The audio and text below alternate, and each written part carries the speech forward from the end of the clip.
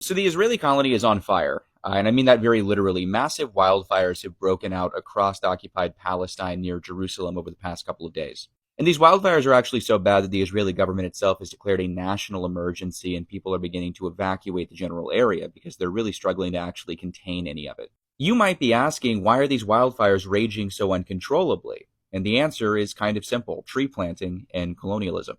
See, the Israeli colony from its inception has deployed what's called greenwashing, which is when a state or organization, or in this case a colony, appeals to environmentalism in order to deflect attention away from its harmful practices and justify its continued actions. In the Zionist context, greenwashing has been both a justification of continued colonialism and a defense of the very existence of the project itself. And in fact, the arguments of early Zionists especially were that they needed to go to Palestine and colonize the land because the current inhabitants were not utilizing it to its fullest potential, and in fact, that the land itself had as a result become a barren desert wasteland. Now, the reality couldn't be further from the truth in that regard, right? And it's notable that Palestine is in the Fertile Crescent, right? It receives rainfall on par with areas in Europe, and its climate generally is very good for farming. But that didn't stop Zionists from peddling this colonial narrative that what they were doing was bringing life to a lifeless land, was making the desert bloom. And part of that operation, part of the effort of making the desert bloom, of making Palestine a greener, quote unquote, place, is the planting of trees.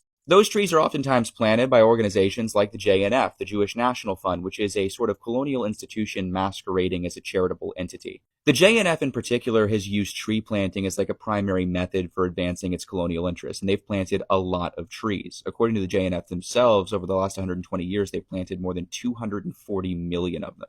Now, you might be saying, well, okay, they're planting trees. How bad can that really be? Well, the issue is that the process is actually a lot more insidious and ultimately environmentally destructive than you might initially think. And that's primarily a result of why they're planting the trees, where they're planting the trees, and what kind of trees they're planting. See, the JNF, when it's planting these trees, oftentimes selects non-native trees and uses a lot of hazardous chemicals in the planting and maintenance process. And what ends up happening as a result of the chemical usage and the sort of acidification of the general soil and area as a result of these pine trees is that there's a massive destruction of the native habitat, as well as the creation of a functional tinderbox. These pine trees, these non-native trees that are being introduced into Palestine's ecosystem, unlike their native counterparts like olive trees, are really prone to catching fire. And when you have a lot of them catching fire all at once, what you get is a wildfire. And these trees aren't just planted anywhere, by the way. The JNF oftentimes plants these trees over the remains of historic Palestinian villages that have been ethnically cleansed to hide the remnants of Palestine's history. Now, those trees alone are bad, but that's also being coupled with the Israeli authorities uprooting hundreds of thousands of native olive trees in an effort to attack Palestinians and force them off of their land.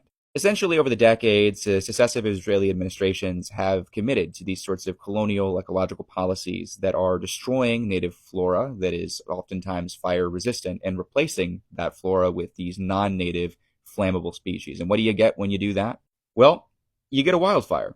That should give you an idea, by the way, of the real scale of harm that's resultant from Zionist colonialism, from colonialism broadly, right? The harm not just done to people living on the land, but also the harm done to the land itself. But yeah, as always, free Palestine, salamu alaikum, and have a great day.